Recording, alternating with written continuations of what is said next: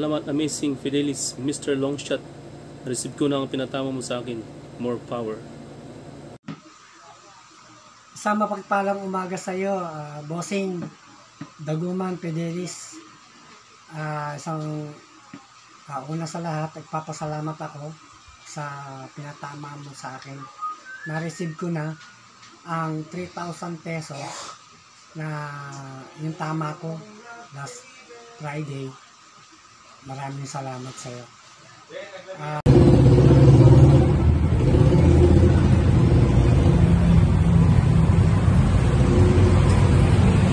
Salamat, Mr. Amazing Fidelis, Mr. Longshot.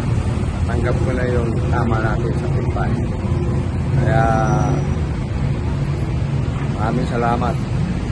So sa mga bayang kalista, gusto nyo mag-join sa group chat namin, message nyo lang Daguman Fidelis sa messenger. Then pwede na kayo mag-join. So again, lang sa lahat, at sana makaya pa tayo tama. Okay.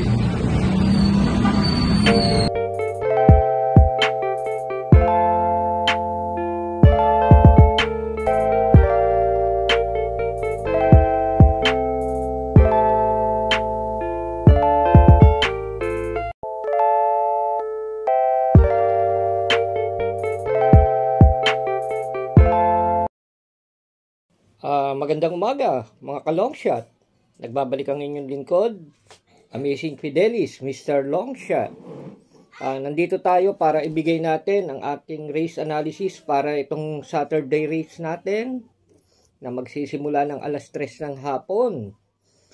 So meron tayong 7 race lineup at magsisimula ang winner take all race 1. So bago po ako magsimula, gusto ko lamang kayong paanyayahan muli upang i-message ako sa messenger, Daguman Fidelis. Search nyo lang sa Facebook and then i-message nyo ako sa messenger para makasali sa aming winner take all legit bakasan group chat. So i-welcome ko yung mga kasi medyo marami yung pumasok na members namin kagabi, and siguro by the time na ma-shoutout ko sila dito. So kahapon medyo last Friday race, Yamado Carrera natin, So dito subukan natin baka makalusot yung mga long shot. Ngayon, tulad ng sabi ko, mga ibibigay ko dito yung mga inaasahang may tsansa, no first and no second choice, basta may tsansa sila. And at the same time, kung merong matibay na palinggil, yun nga pala yung single natin kahapon, pareho nagwagi, sila best shot. So ibig sabihin, kahit papano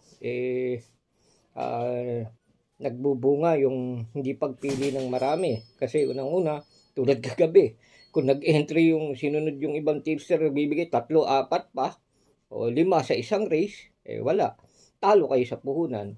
So ito, mas natin, mag-message kayo sa akin sa messenger, Daguman Fidelis, para kasi yung ibibigay ko dito, siyempre inaasahan yung mga ibang long shots namin, syempre na mapapasok sa entry namin sa aming winner take all bakasan, ay nandoon sa aming taya, sa aming bakasan. And at the same time, meron pa kayong pre-pick 5 at last forecast bet sa akin kapag kayo ay sumali sa bakasan. So simulan na natin race 1. So mag-i-start ang winner take all, 1,400 meter. Dito, bigyan ko kayo na single, numero 3, Binibini, JC De La Cruz. Galing sa magandang panalo to, and at the same time best time talaga siya dito, and sa largahan talagang matibay to sa 1,400 meter. So race 1, sa mga nagtitipid, single na lang, number 3, Binibini. Ngayon race 2, start ng pick 6. Dito kukuha ko ng dalawa. Yung una ko dito yung advanced party, medyo maganda na ang tempo nito ngayon at 1,400 meter. Magbibigay din ng magandang laban dito yung uno, Antonio de la Mugis. Kaya 6-1 sa race 2, advanced party and Antonio de la Mugis. Race 3, start ng pick 5. Yan, kapag bumakas kayo, yan, may free pick 5 din sa amin. So, dito, okay, bigyan ko uli kayo another, pwedeng single, pero tingin ko dalawang magbubukbukan dito pag nagkataon, So, both of them has chances. Kunin ko yung mahusayay ni John Alvin Guse, Kasi binapansin ako dito sa race 3, may parating silang matibay sa race 7, baka ikabit ito. So, 6 mahusay ay John Alvin Guse. At yung numero 2 na nasasakyan ni Patty Dilema, at alam naman natin, kapag kabayo ni SILG Sir Abalos, laging palaban yan at gusto laging manalo. So, 6-2 sa race 3, mahusay ay sa Ace at The Keys, number 2. Pick 4, race 4. Dito, ito, matibay na to. Single uli para sa inyo. Open Billing and Bill Jordan, number 2, yung couple entry, So, another Abalos to. Maaring ikabit para dito sa race 3, Abalos. So, kung magtitipid, siguro pwede na tong i-single yung 2. Ngayon, secret long shot dyan, meron ako, pero mag-message kayo para maisama ninyo. Dahil sa bakasan group, syempre, pinoprotektahan ko din yung bakasan namin. So, mag-message lang kayo, Dagunan Fidelis sa Messenger, para makasali na kayo sa bakasan. Kaya nga pala, alas 3 ang simula ng karera, kaya kami, magkakatap kami ng mga alas 12 lang ng tanghali. Kaya mag-message kayo na maaga. Race 5. Okay, dito. Ito, complexity of the race, tong race 5. Dito ko nakikita na baka magkaroon talaga dito ng ng complexity. So, kukunin ko dito yung Captain Det ni JB Bakaykay, yung numero 4 ni John Alvin Guse, Bohemian. Ito kasi, laging nandun Pero pag naitulak ng maganda to, malaki chance nito So, dalawa na lang ang kukunin ko dyan, Captain Det, numero 5, at 4, Bohemian. Okay? So, saan tayo? Race 6, penultimate race. Ito. So, another single to para sa inyo. Pero tingin ko magkakaroon ng magandang complexity to. So, dalawa kunin ko dito may chance. Numero 7, Advocacy, Jerome Estorque, at Lucky No ni Boji Henson. Yan na lang ang kukunin ko para dyan.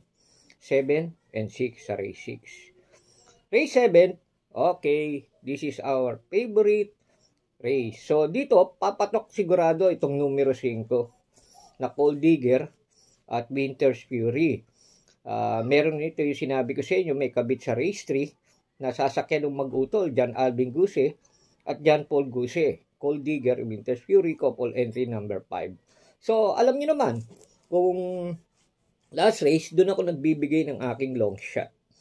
So, for me, now, mag-message kayo para at least malaman nyo kung sino yung aming hidden long shot para sa last race. And at the same time, message lang ako sa Facebook Messenger bago mag-alas 11 today, Saturday, dahil maaga karera. Hanapin nyo sa Facebook, Dagunan Fidelis. And I'm waiting for you to message me. Sasabihin ko paano kayo makasali. Again, happy racing and good luck. Amazing Fidelis, signing off.